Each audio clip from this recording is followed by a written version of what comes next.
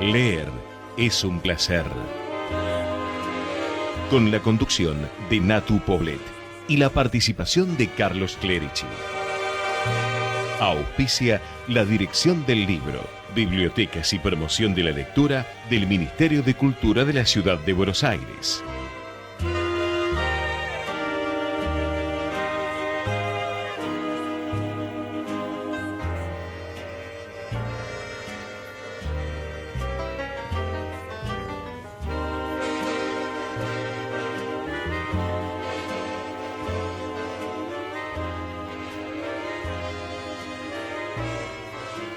Con la malaria sigue la chique y en consecuencia los cambios en los hábitos de vida de los ciudadanos. Uno de los problemas graves es la vivienda. Relatan y opinan 3 parroquianos del bar. Con mi esposa tuvimos que dejar el departamento que alquilábamos y fuimos a vivir a la vieja casa paterna en el barrio de San Cristóbal. A la semana cayó también mi hermano mayor con la mujer que habían perdido su casa. Después mi hermana Raquel con el marido, luego mi sobrino Jorge con su compañera, siguió el tío Pedro, hermano menor de mi viejo, con su media naranja, las 2 jóvenes viudas de mi hermano Camilo con sus nuevos compañeros, los primos de Temperley con sus mujeres, y para completarla, ayer apareció mi prima la Coca. Todos se habían quedado sin techo. La organización de la cocina y la limpieza se resolvió fácil, inclusive hicimos un pozo común para las compras. Hasta les diría que recuperamos cierto clima de calidez de la infancia, cosas lindas que teníamos olvidadas. Pero con tanta gente la casa nos quedó chica.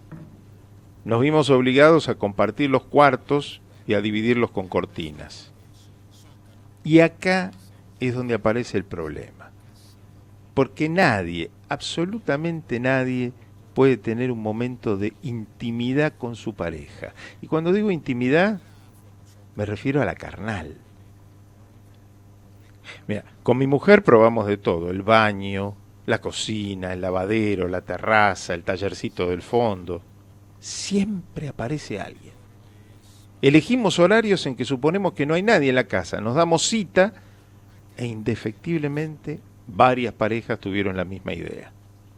Resultado, que en el hogar las mujeres andan neurasténicas y los varones con un mal humor de perro. Todos nosotros hemos sido educados en las buenas costumbres, el respeto, la discreción y por sobre todas las cosas el sentido del pudor. Por lo tanto, nadie habla del tema. No sé qué vamos a hacer. Yo sostengo que la crisis económica aniquiló la armonía hogareña.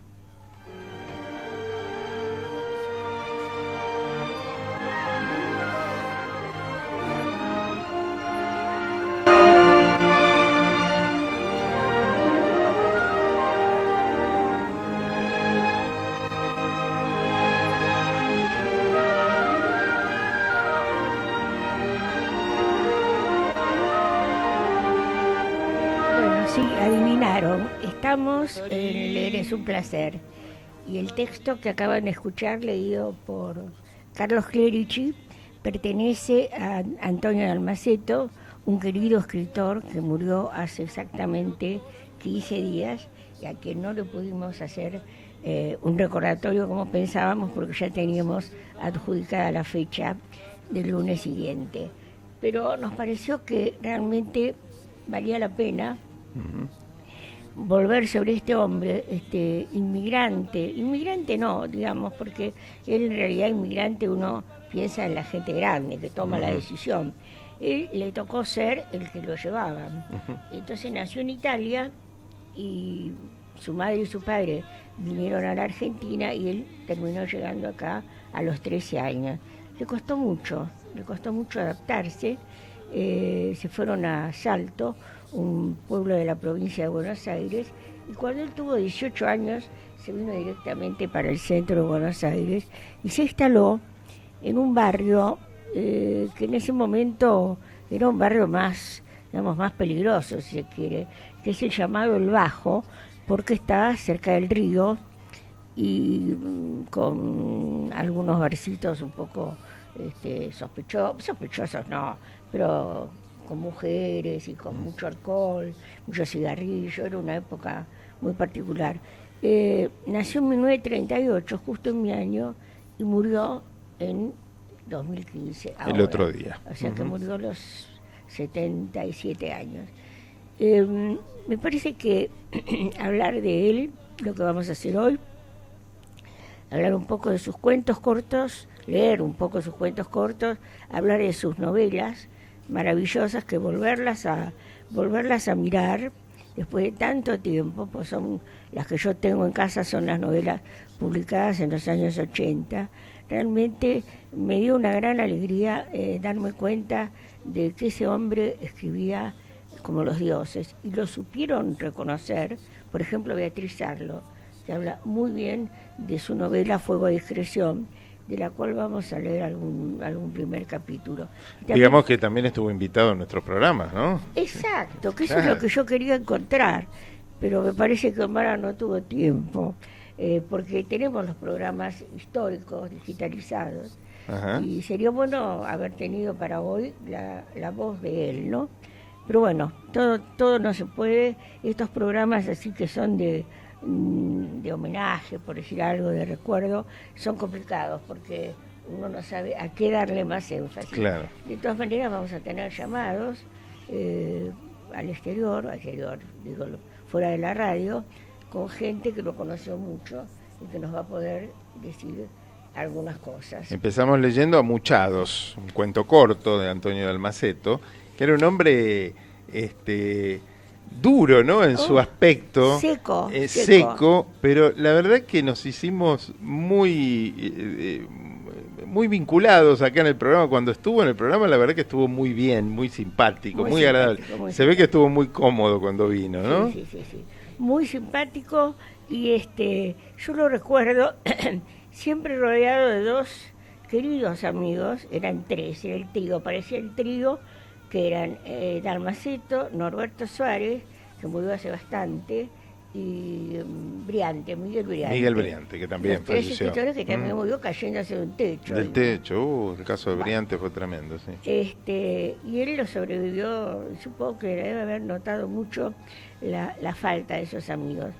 Pero se movía ahí en ese ambiente, mucho cigarrillo, mucho alcohol, muchas mujeres, y bueno, y tuvo una hija que yo la conocí, no la pude, me hubiera gustado tenerla en el programa, pero no está en Buenos Aires, una chica que creo que se volvió a Italia y a trabajar, así que transitó el periodismo, hay que decirlo, muchísimo, ¿no? Era un hombre que participaba en los diarios habitualmente, Página ¿no? 12, básicamente. Uh-huh. Y tuvo algunas cosas. Bueno, yo tengo una anécdota particular con él que de todas maneras la quiero contar porque me vino a la cabeza en el momento que dije vamos a hacer esto, ¿no? En una época enloquecida de mi vida, porque únicamente loca eso, en los años 80, a mí se me ocurrió que acá en Buenos Aires no había agente literario.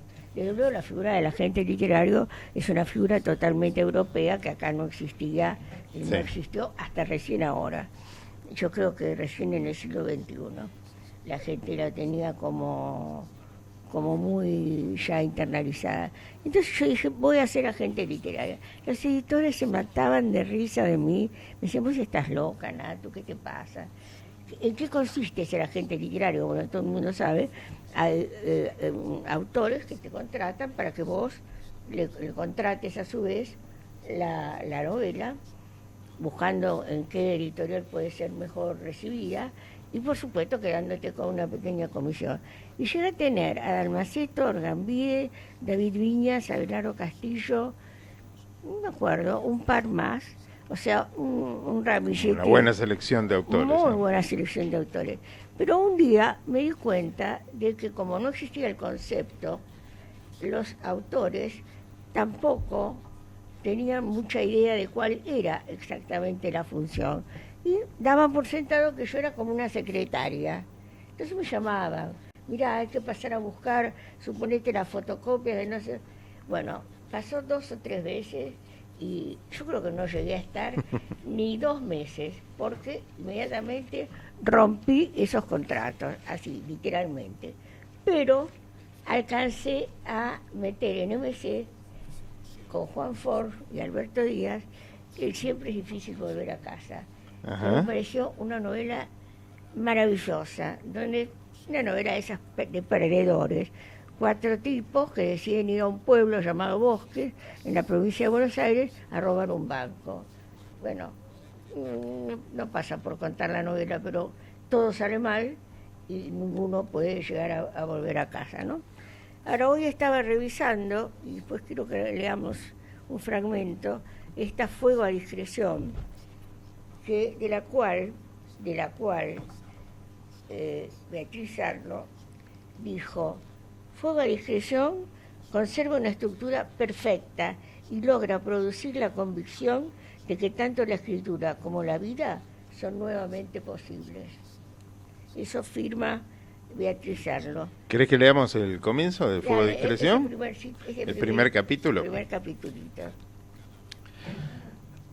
Aquel fue un verano como pocos. Me había separado de otra mujer, me había quedado sin lugar donde vivir y sin trabajo.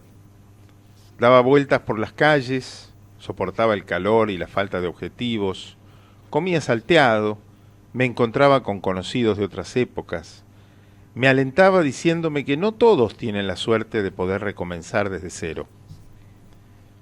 Lo cierto es que la ciudad parecía derretirse a mi alrededor. Las cosas se desteñían en esa languidez, perdían sentido. Seguramente tampoco habían tenido demasiado sentido antes, pero era probable que ahora, de haberlo deseado, hubiese encontrado mayores argumentos para compadecerme a mí mismo. Todavía andaban por ahí unos cuantos tipos dispuestos a pagarme un vaso de vino y compartir la mesa. Nos unían experiencias de otros años, tiempos de entusiasmos e inocencias, de dolores exagerados.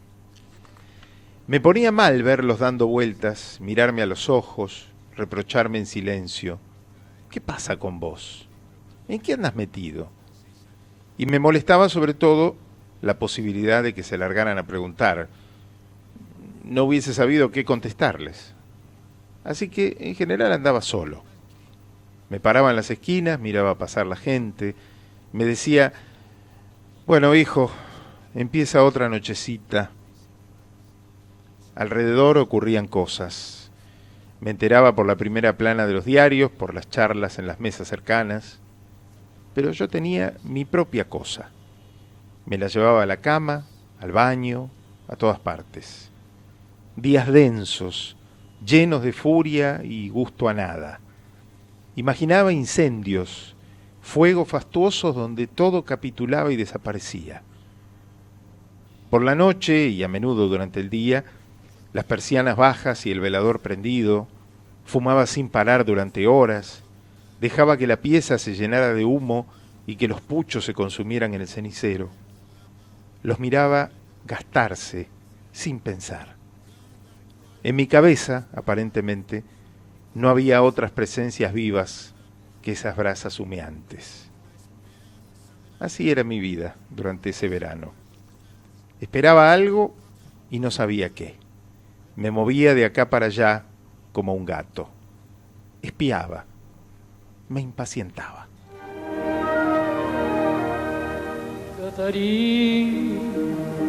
Catarì, perché mi dici sti parole amare, perché mi parli il cuore me dormiente Catarì, non ti scordare che ti ho dato il cuore Catarì, non ti scordare. Catarì, che veni a dicere, stu parlare, che m'avessi me.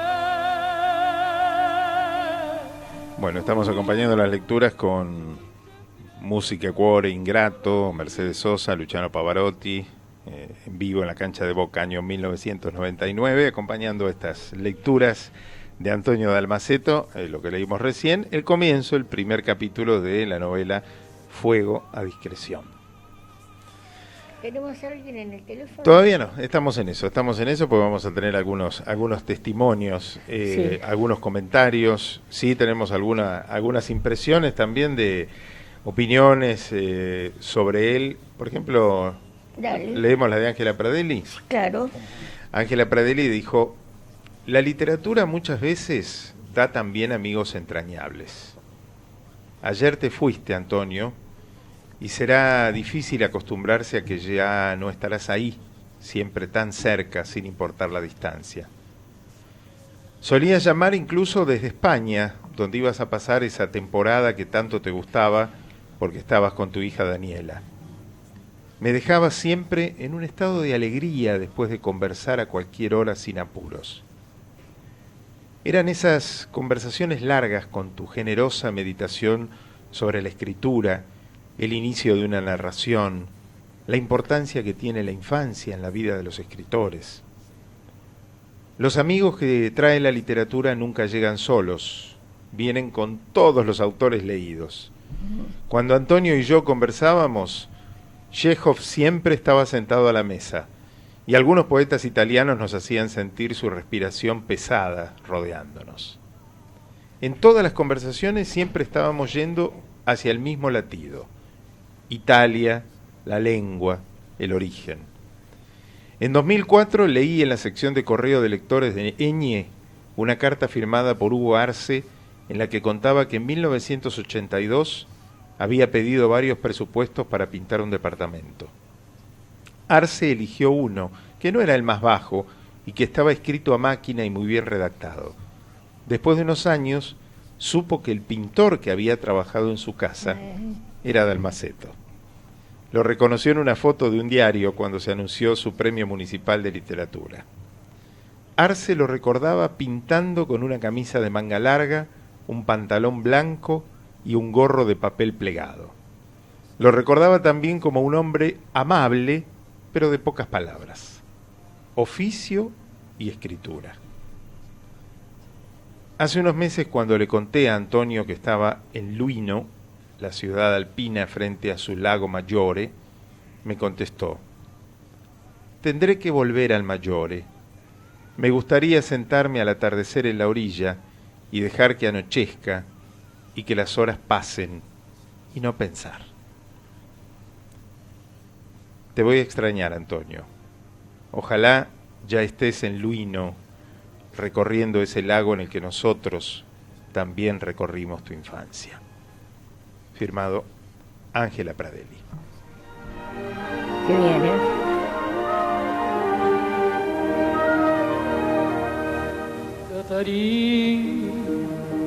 Catarì, perché mi dici sti parole amare, perché ma parli o cuore me dormiente Catarì, non t'ascordare, che t'aiutati o cuore Catarì. Ecomedios.com AM 1220. Estamos con vos. Estamos en vos. Espacio cedido a Cambiemos. Si el 25 lo votaste a Scioli, quiero decirte algo importante. Si llego a ser presidente, vas a ser parte del cambio. Vas a estar incluido. Y no voy a parar de trabajar hasta que vos, tus hijos y tu familia estén mejor. Y no lo hago para que me votes ahora. Sé que no lo vas a hacer y lo respeto. Lo hago porque siento que un presidente debe trabajar para todos. Mauricio Macri, presidente. Gabriela Michetti, vice. Cambiemos. Lista 135. Comienzo espacio publicitario. La Cámara de Comercio Italiana en Buenos Aires convoca a empresarios y profesionales que deseen desarrollar su negocio con Italia y la Unión Europea. 81 cámaras en 55 países y 130 años de historia avalan nuestra trayectoria. Somos integrantes ejecutivos de la Cámara de Comercio Europea. Adelántese al Acuerdo Mercosur-Unión Europea. Trabaje en conjunto con la Cámara. Asóciese sin cuota de ingreso llamando al teléfono 4816-5900 o enviando un mail a cceibaires@cceibaires.com.ar. Lo esperamos.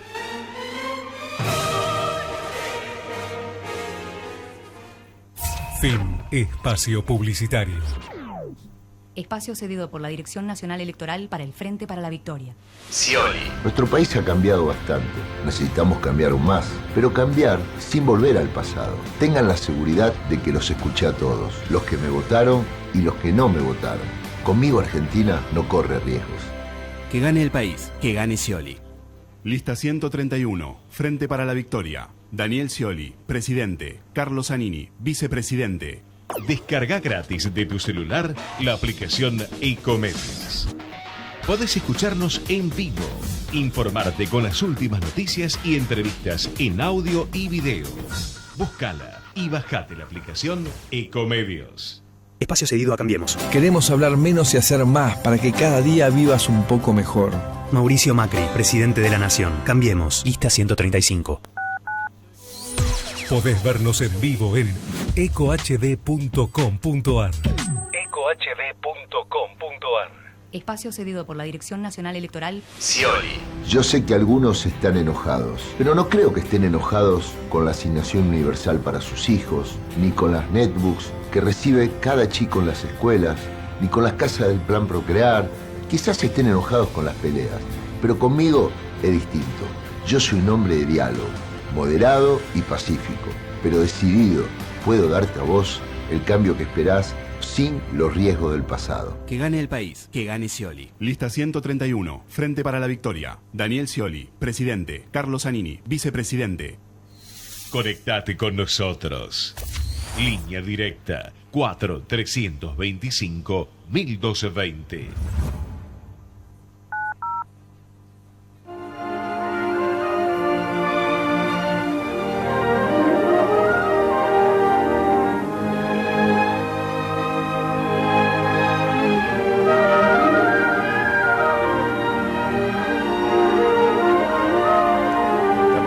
Es un placer en este programa homenaje a Antonio Dalmaceto. Yo lo llamé recordando a Antonio Dalmaceto, ¿viste? Porque homenaje suena, qué sé yo, homenaje a la bandera, no sé, el himno, todo. Creo que tenemos a Alberto Díaz, ¿estás por ahí? Te oigo mal, ¿se podrá subir un poquito el audio? A ver, Alberto, ¿Alberto? Está un poco entrecortado, me parece, por el celular. A ver, vamos a tratar de... Hola. Ahora sí, ahí estamos mejor, a ver. Bueno, Alberto, yo ya te conté lo que estábamos haciendo y vos sos alguien involucrado, muy involucrado en el tema de Antonio Dalmaceto, dado que los libros salieron en Planeta Biblioteca del Sur. ¿Qué pasa? ¿Sí? ¿Estás, Alberto, en línea? Sí, ¿no? ¿Nos estás escuchando o no? No, lo perdimos. Ahora vamos de vuelta. Vamos de vuelta. Sí, a ver si está en un fijo. A ver si tiene... Omi, fíjate si tenemos... Claro, porque todos estos libros que trajiste vos, de Oscuramente Fuerte es la Vida, Fuego a Discreción, Siempre es difícil volver a casa, todos estaban en esta colección Planeta Biblioteca del Sur, exactamente. ¿no? En mi celular está el teléfono de él de la oficina, ¿eh? Así que, bueno, a ver, ahora me perdí con lo que... sí. Leímos ese cuento que se llama Amuchados y no explicamos el título, a ver, que es absolutamente un término rioplatense. Claro, el primero con el que abrimos el programa. Y que representa exactamente la situación que están contando ahí.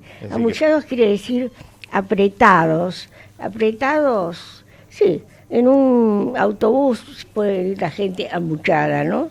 Se puede usar en ese caso. Y en esa casa, evidentemente, estaban todos amuchados. Claro, porque todos se habían quedado sin techo y todos fueron a vivir a la misma casa. Bueno, así que ese es un tema. Y decía que Alberto Díaz, con quien nos estamos comunicando ahora, es el director dentro de Planeta, el director de la colección 6 Barral, una colección de muchísimo prestigio. Ajá. Y que bueno, y que él sabe llevar como nadie, es un hombre que ha vivido su vida la ha dedicado a los libros, ha sido editor en varios sellos y ahora está allí. ¿Lo tenemos o no? No, todavía. No, Bueno, entonces tenemos, leemos, propongo leer otro cuento, ¿te parece que dale, leemos? Dale. Bueno. Vamos a tener este cuento se llama Alturas, ¿sí? Mi abuelo paterno Antonio, llamado Tony Furbo, era hombre de montaña. Había nacido en una aldea de 20 casas y ahí vivió toda su vida.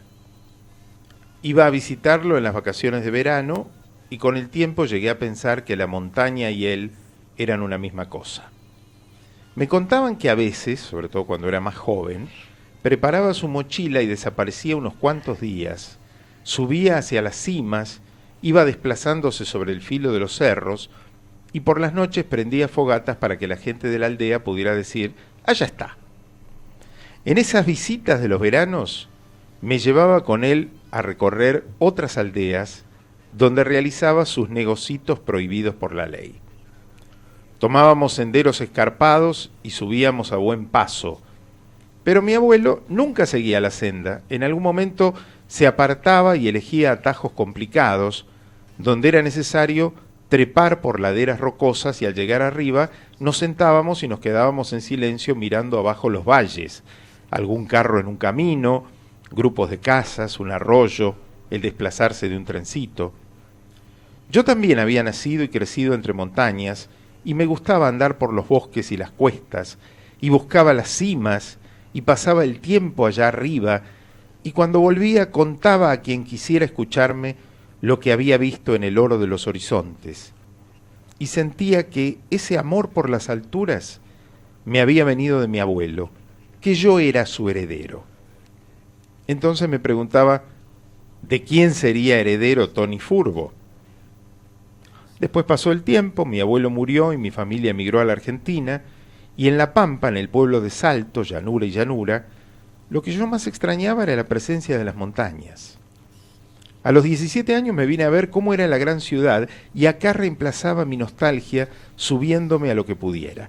Con el tiempo me hice de algunos amigos y a veces me invitaban a un asado y si las casas tenían jardín y algún árbol, al poco rato yo ya estaba entre las ramas y les hablaba a los demás desde mi lugar de privilegio y los obligaba a girar las cabezas hacia arriba y alguien se las ingeniaba para alcanzarme un vaso de vino.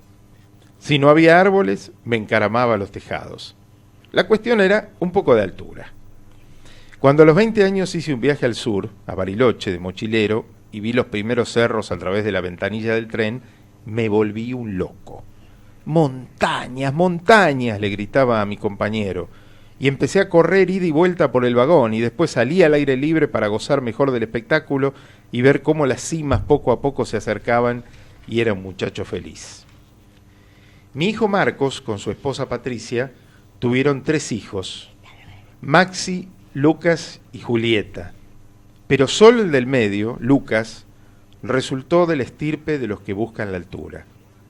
Lo veía cuando chico correr por encima de los tapiales, saltar, trepar donde pudiera, lanzarse y quedar colgado de una rama y después, lo mismo que yo, subir y quedarse sentado allá arriba, lejos de todos, por encima de todos. Otros solo verían en eso un juego de chicos, pero yo reconocía que él también era un heredero y destinado a la llanura. Esa era su forma de expresar su nostalgia de altura. Mi hija Daniela, que ahora vive en Palma de Mallorca, tuvo 2 hijos, Nahuel y Olivia. Olivia con su actual marido Jorge. La nena todavía no cumplió los 2 años. Daniela me cuenta que Olivia es rápida, escurridiza y hay que tener cuidado. De pronto desaparece y está en alguna habitación donde vio la posibilidad de treparse a algo. Está donde esté, nada la atrae tanto como el desafío de escalar. Recibo fotos, algún video y la veo lanzada hacia su objetivo, los bracitos arriba, una rodilla, una piernita, otra piernita, obstinada en llegar hacia ese punto sobre su cabeza y del que no se para la vista, supongo que sin saber todavía por qué se empeña, aunque quizás sí lo sepa. Ahí está otra de los nuestros, otra nostálgica de lo alto, me digo. Recuerdo, pienso, miro, me remonto a Tony Furbo, a sus andanzas solitarias por las cimas, a las fogatas nocturnas, y me siento orgulloso de pertenecer a la pequeña lista de integrantes de esta especie de logia secreta desparramada por el mundo, integrantes con almas, con corazones de cabras. Mi caso es un calco del suyo. Nos fuimos todos a vivir a la casa de mi suegra. Cuando digo todos me refiero a una banda de 20 parientes. Para nosotros, el problema de las relaciones íntimas con nuestras parejas no resultó dramático y lo pudimos resolver porque no somos tan fanáticos del pudor. En todo caso, cuando es necesario levantamos el volumen de la radio. Pero el drama se presentó por el exceso de familiaridad que produce la convivencia. Las chicas, a medida que entramos en confianza y cayeron las barreras del cuidado, cada vez anduvieron más ligeras de ropa. Y la verdad es que uno empieza a ponerse nervioso. Ustedes no saben lo que es estar todo el tiempo viendo desfilar ropa interior, batas transparentes, toallones de baño envueltos al descuido. En los varones de la casa afloraron los peores sentimientos: los celos, la envidia, la competencia, la hipocresía, la sospecha. Todos los hombres nos controlamos mutuamente. La crisis ha convertido el hogar en un caldero del diablo donde nos cocinamos en el jugo de la tentación y nos debatimos atravesados por el aguijón del deseo. También mi situación es copia fiel de la de ustedes: pérdida del techo y amontonamiento en una sola casa. Al comienzo efectivamente fue una tragedia. Las relaciones sexuales quedaron abolidas bajo el peso del pudor. Todo el mundo con cara larga, mujeres y hombres neurasténicos día y noche, pero poco a poco el grupo evolucionó y superamos esa etapa. Como en el caso del amigo que habló en segundo término, pudimos normalizar la relación íntima con nuestras parejas. Después, cuando la convivencia acrecentó la confianza y cayeron las barreras del cuidado y apareció el problema de la ropa interior, nos enfrentamos con otra prueba difícil. También los varones de mi casa entramos en conflicto unos con otros. Y por supuesto nos tocó vivir en el caldero del diablo, cocinándonos en el jugo de la tentación y atravesados por el aguijón del deseo. Entonces se produjo un nuevo paso importante en nuestra evolución. No sé quién fue el primero en abrir fuego, pero sucedió. Una noche se derrumbaron las barreras, en cada hombre y en cada mujer se liberaron los sabios impulsos con que nos favoreció la madre naturaleza y quedó abolido el derecho de propiedad. Todo es de todos. Y así volvieron la armonía, el buen entendimiento, las relaciones cordiales, el espíritu solidario, la cooperación, la generosidad, el altruismo. Por lo tanto, mi visión de la crisis con referencia a la vida hogareña es totalmente positiva.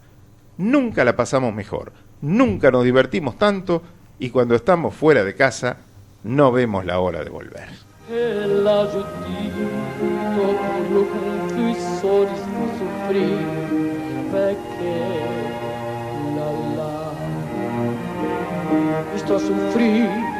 Isto a sufrir, non se può credere. Alberto, te tenemos ahora. Me tenés, Natu, ¿cómo estás? ¿Qué tal, querido? No, con los celulares es imposible, ¿eh? No te oíamos nada, absolutamente. Bueno, Alberto, ya sabes que estamos en el programa recordando a Antonio Dalmacito, así que te vamos a pedir cualquier recuerdo que vos tengas, porque sé que lo trataste mucho, dado que publicó en tu editorial. Mira, te quería decir que escuché lo que estaban leyendo, en donde Dalmacito tenía una capacidad para contar su vida. Es decir, en el fragmento que escuché, sí, es decir, narra toda su vida, es decir, su llegada a la Argentina, su paso por Salto. Es decir, yo tengo un recuerdo de Antonio, que te lo habrán dicho muchos. Era un solitario y un tímido, sí, de muy pocas palabras. Es decir, lo suyo no era la conversación. Yo calculo que con sus amigos más íntimos, que lamentablemente se murieron antes que él, como Baldo Soriano, es decir, Norberto Suárez, Miguel Briante, decíamos antes también, sí. Miguel Briante, sobre todo Miguel Briante, creo que era el gran amigo y con el que él consultaba sus libros, es decir, o intercambiaban experiencias literarias. Yo lo que recuerdo era una persona muy tímida, es decir, pero básicamente lo que yo rescato, tenía un talento como escritor. Exacto. Escritor, ¿no? Es decir, pero tenía una condición innegable, que era muy querido, era muy fácil de querer, porque el tan era un tipo que no conoció ni la envidia ni el resentimiento. Es decir, que es muy difícil en un gremio narcisista, competitivo. Es decir, yo jamás le escuché hablar mal de un colega, es decir, o tener envidia, o que apareciera, es decir, esas bajezas que todos tenemos. Es decir, era como una especie de niño grande, sí, que se reía hacia adentro. Yo siempre le decía, es decir, que yo le decía el pequeño Conrad, no porque escribiera como Conrad o que tuviese su misma poética. A mí siempre me sorprendió, bueno, todos sabemos que llegó a los 12 años de Italia, sí, sí, de la Lombardía. Es decir, y empezó, y como escritor, es un escritor en lengua castellana. Sí. Es una lengua aprendida, no una lengua materna, pero la dominó como si fuera materna, sin haber tenido estudios formales muy estrictos o venir de una familia de alta alcurnia con bibliotecas, es decir, con su Sandokan, con su biblioteca de Salto, sí, es decir, con el fútbol, con los chicos, con Buenos Aires cuando se traslada y empieza a, es decir, por distintos oficios o entrar en contacto con escritores, es decir, escribe de una manera, es un escritor preciosista, sí, es decir, escribe muy bien y domina muy bien el idioma. Por eso yo le decía al pequeño Conrad, y él se reía hacia adentro tampoco. Siempre hacia adentro, pero los ojos eran muy risueños. Sí. Yo me acuerdo que te miraba con la cara seria, pero con esos ojos que se reían. Alberto, ¿cuál novela de él elegirías si tuvieras que elegir una? Mira, yo elegiría 3, la trilogía. La de la madre. Claro, Oscuramente fuerte es la vida, es decir, que es el relato de Ágata, su madre en el pueblo, La tierra incorporable, que es el regreso, y después citan El lago Maggiore, que es el viaje del hijo y la nieta, es decir, de Ágata al pueblo, que es la imposibilidad de volver, o de, es decir, de que los recuerdos se... Que además los recuerdos coincidan con lo que te estás encontrando, porque vos venís con una fantasía de recuerdos. Ahí aparece un gran observador cuando hay descripciones sobre la xenofobia de sí, claro. Es decir, cuando regresan los que salieron de ahí y que son de ahí, pero ya no son de ese lugar, ¿no? Es decir, esas son las 3, escúchame, él empieza con su primer novela, es perfecta. Sí. Siete de Oro Siete de Oro, sí, sí. De las grandes primeras novelas de la literatura argentina. Casi no tiene defectos de primerizo. Coincidimos, Alberto. Alberto, no te molestamos más, te dejamos seguir trabajando. Bueno, gracias, Natu. Muchas gracias por estar acá con nosotros. Es un placer en este día tan especial. Bien el día y saludos a todos. Gracias, Alberto. Alberto Díaz, editor de Planeta y uno de los editores en su momento de Antonio Dalmaceto.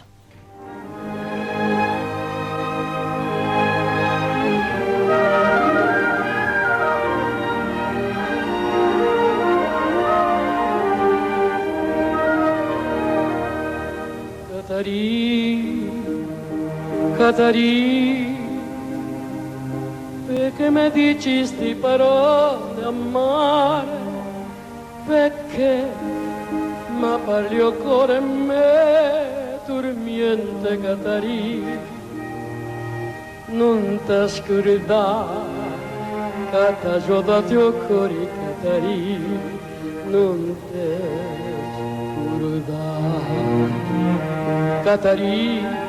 Catarì, che veni a dicere, stu parlare, che m'avesse passato me. Tu non ci pensi a stu dolore mio. Bueno, estuvimos hablando con Alberto Díaz, de Editorial Planeta, y ahora, mientras Omar sigue consiguiendo a la gente, que estaba toda hablada, por supuesto, pero que, viste, la gente se mueve, o no, o se baña. Perdón, vamos a aprovechar con Carlos para leer otro de los cuentos que tenemos acá. Montañas se llama este cuento. Es probable que este sea mi recuerdo más lejano. Es un recuerdo feliz. Nos movemos por un camino que baja en la noche. Hace frío. Estoy muy abrigado. Llevo bufanda y gorro. El camino está cubierto de hielo. Lo percibo traicionero bajo mis pies. Pero me siento seguro. Avanzo entre mi padre y mi madre. Soy muy pequeño y necesito estirar los brazos hacia arriba para alcanzar sus manos. No tengo imágenes de sus caras. Solo la presencia de sus cuerpos altos a mi lado. Alrededor la oscuridad es profunda, es un vértigo quieto, no tiene límites. Es bueno bajar en ese misterio que nos rodea. Me parece intuir lejos, por encima de nosotros, sombras de montañas. Tal vez haya grandes estrellas en la noche helada. Si insisto, si me esfuerzo, es posible que logre introducir algún sonido en mi recuerdo. Las voces de mis padres que me hablan desde allá arriba. Seguramente las estoy inventando. Pero ¿quién podría asegurarlo? ¿Quién podría imaginar que es la imaginación la que trae sus voces y no la memoria que trabajosamente las rescata? Ellos me hablan, ríen, por lo tanto son tan felices como yo. O más bien, mi felicidad es consecuencia de las suyas. Escarbo un poco más. Hay algo curioso, y es que en esa oscuridad donde nos desplazamos, nuestras figuras están rodeadas de luz. Eso dice mi recuerdo. Nos rodea un halo luminoso. ¿De dónde nace? ¿Es esa luz la que después me acompañará en otros caminos, en las ciudades? ¿Es la que servirá de alivio, de apoyo ante las debilidades, las renuncias, los peligros? ¿Es el bautismo protector contra la mordida de los años que vendrán? Pero falta mucho para eso, falta una eternidad para que esos años lleguen. Ahí, rodeados por montañas invisibles, estamos dentro de un momento absoluto. No existen necesidades. Mi padre, mi madre y yo somos el centro del mundo. Nos bastamos.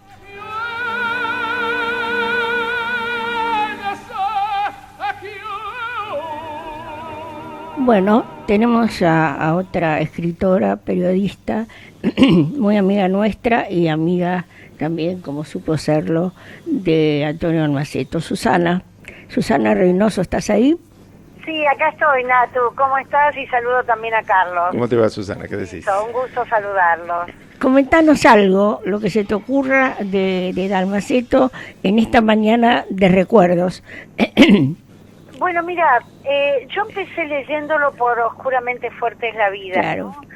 Y a partir de ahí lo que me atrajo de él era la sencillez con la que lograba atraparte.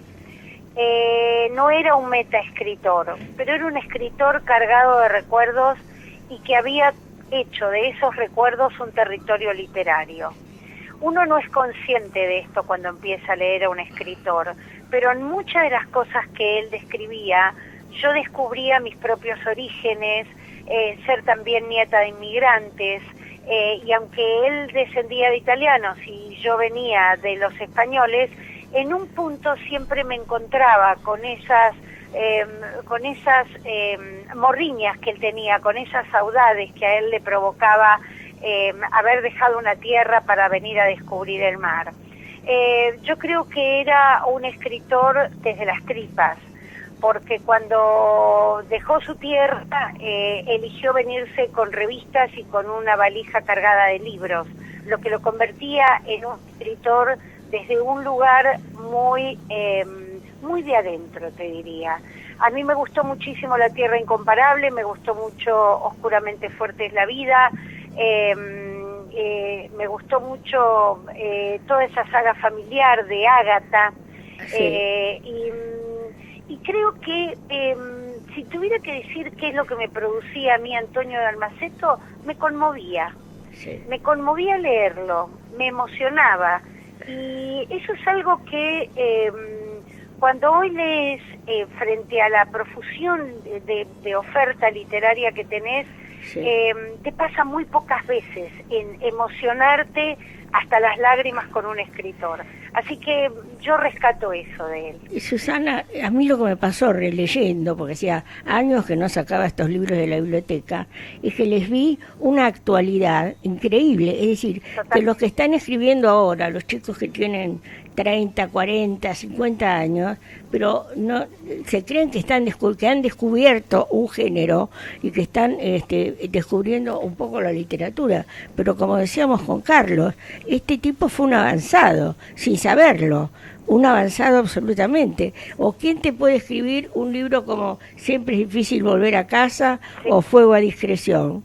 Hoy hubiera sido un éxito total. Total. Cualquier reedición hoy, sí. Que sería muy oportuno que se... ¿Pero qué te parece? Casi como un homenaje o como un... Yo creo.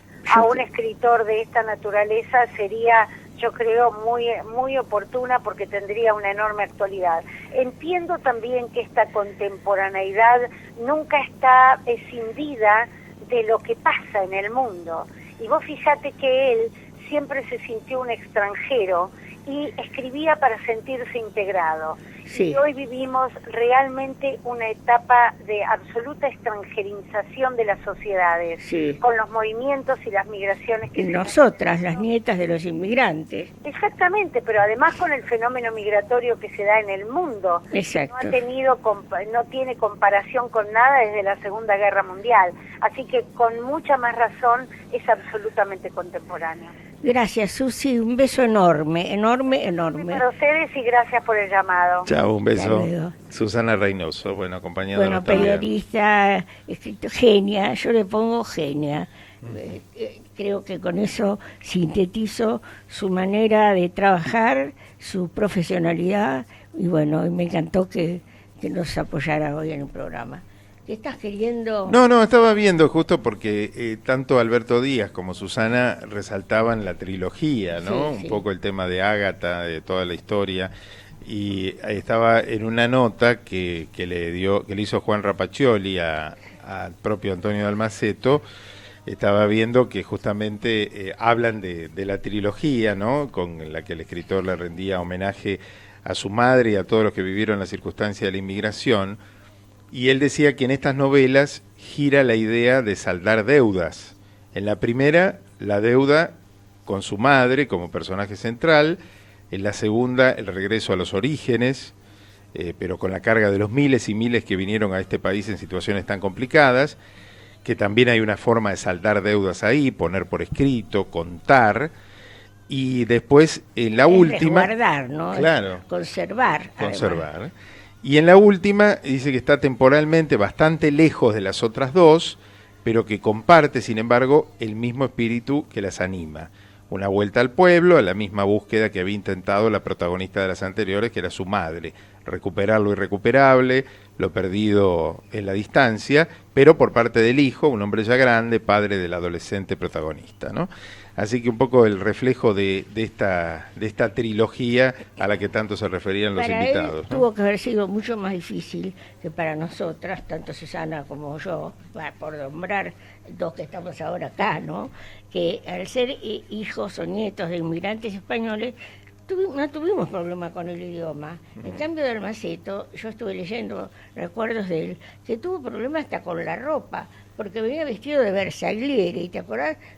Esos pantalones muy cortos, y llegar al colegio hablando mal, pronunciando mal el idioma. Y vestido absurdo comparado con los demás, hay que vencerlo eso, ¿no? Así que Bueno, en ese reportaje también le preguntan un poco por la literatura que le interesaba. Digo porque de algún modo lo que fuimos transitando durante el programa lo vamos viendo reflejado en este reportaje que dio Dalmaceto en su momento.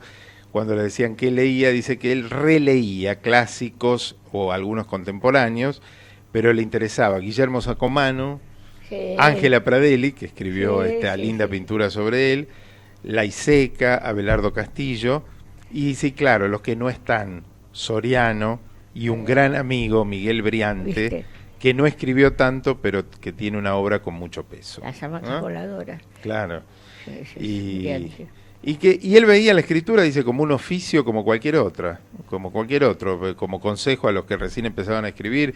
Dice, hay que entenderlo así desde el punto de vista práctico, un oficio en el sentido que requiere primero creer en él, aunque eso no alcanza, hay que tener disciplina, obstinación, que hay momentos duros, de mucho vacío, donde parece que la literatura te abandona, pero nunca te abandona del todo, ya que siempre hay motivos para seguir escribiendo.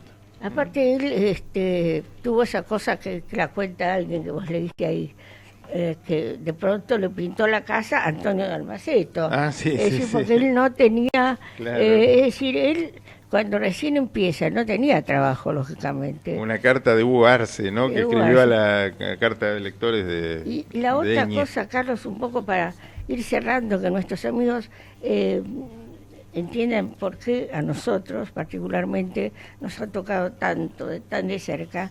Se ha muerto un montón de gente desde que existe Facebook y que nosotros estamos adentro y todo lo demás, pero no recuerdo algo tan conmovedor y tan extenso como lo que pasó con Dalmaceto, porque duró como 2 o 3 días, la gente sacaba fotos de no sé dónde, que no sé si lo pudimos llamar hoy, a Fernando, ya no tenemos tiempo, ¿no?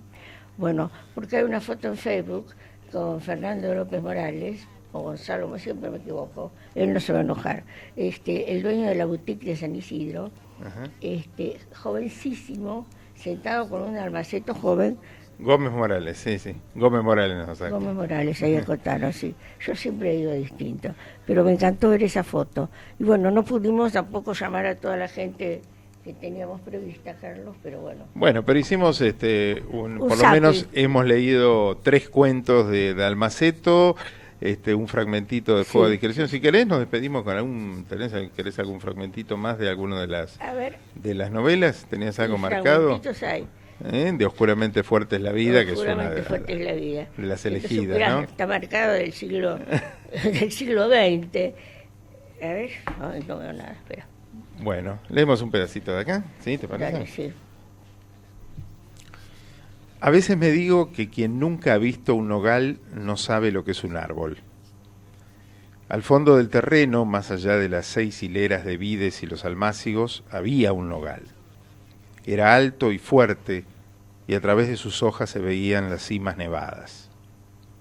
Trepado a una escalera apoyada en el tronco, armado de una vara, mi padre sacudía las ramas con vigor. Me llamaba para que trajera la canasta y juntara las nueces. Hombre extraño, mi padre. Murió cuando yo tenía 18 años y jamás lo vi reír. En una oportunidad me pareció oírlo llorar a través de una puerta. Fue después de la paliza que le dieron 3 fascistas. Pero no estuve segura de que llorara realmente. No reía, hablaba poco. Quizá por eso la imagen que siempre vuelve es la de cierta noche de tormenta en que por única vez mi padre se mostró comunicativo con mi hermano y conmigo. La empresa donde trabajaba lo había designado para una instalación de cañerías en el castillo de la Isola Bella, en la mitad del lago. Iba y venía todos los días en el transbordador. Regresaba a casa alrededor de las 10. Una noche no apareció a la hora acostumbrada. Se hicieron las 11, las 12. Nos preguntábamos qué podría haberle pasado y decidimos esperarlo levantados. Yo había quitado y vuelto a poner la olla sobre el fuego varias veces. Llovía y oíamos el viento ulular entre los árboles. No hablábamos casi, permanecíamos sentados a la luz de la vela escuchando. Cada tanto mi hermano salía, cruzaba el patio corriendo y se asomaba a la cuesta. Volvía y me informaba. «No se ve nada». Pregunté. «¿Y si no viene?» Bueno, un fragmentito de Oscuramente Fuerte es la Vida, uno de los pasajes de esta gran novela, ¿no? En el medio de las contratapas, pero me parece que este parrafito... Para ir cerrando ya. Ir cerrando ya con una que yo adoro... Que es siempre difícil volver a casa. Son 4 hombres desesperados, no pretenden nada del futuro salvo lo poco que puedan arrebatarle, han decidido asaltar un banco de provincia. Su plan se cumple con precisión, pero de pronto algo sale mal y la banda debe emprender una huida precipitada. La bulia del pueblo se transforma entonces en una colectiva reacción de defensa que adquiere ribetes de salvajismo. A medida que los rencores y miserias ocultas de la gente van saliendo a la luz, los delincuentes pasan de victimarios a víctimas perseguidas sin la menor compasión. Está muy bien eso, porque cuando un pueblo está tranquilo, que yo de repente cierra filas contra alguien, ¿no? Bueno, señores, recordando a Antonio Dalmaceto, hoy en Leer es un placer. Exactamente. Espero que lo hayan disfrutado. Nosotros seguro. Muchísimo. Y que aprovechen la situación. Bueno, a veces la muerte del personaje sirve para que volvamos a recuperar un poco la lectura de su obra, ¿no? Exactamente. Bueno, gracias a todos. Omar Barra en la producción. Estuvo Javier Martínez en la puesta en el aire. Tendremos el programa, como siempre, a disposición en la página de la radio y también en nuestra página leeresunplacer.com.ar. Gracias, Carlos, por tus lecturas. Nos vemos entonces. Ya llega Alejandra Zúcoli con El Faro de Alejandría, con importantes invitados hoy, con mucha música presente, con los responsables de esta gran institución que es el Colegio Músico de Buenos Aires. Después de la pausa, ya estamos con El Faro de Alejandría y Leer es un placer. Vuelve el lunes próximo. El lunes que viene. Chau, nos vemos. Leer es un placer. Con la conducción de Natu Poblet y la participación de Carlos Clerici. Auspicio, la Dirección del Libro, Bibliotecas y Promoción de la Lectura del Ministerio de Cultura de la Ciudad de Buenos Aires.